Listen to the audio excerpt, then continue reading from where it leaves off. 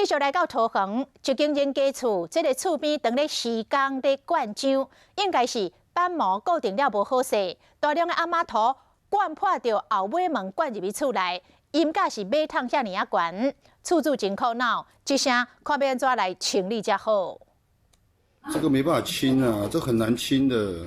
规客厅砍一连真高的红毛土，工人赶紧拼，若无讲，大家当作讲，这间厝若毋是你改建，就是装潢。要过这个所在毋是工地，本来是好好的客厅，看到本来真清气的厝，变成安尼厝骹挡袂牢。明知道门坏了还继续灌，因为这个水泥拢是徛去边的工地来，当时你进行灌浆的工程，可能是因为无将这个帮模固定好势，红毛土就冲入人的厝内，拢灌入来。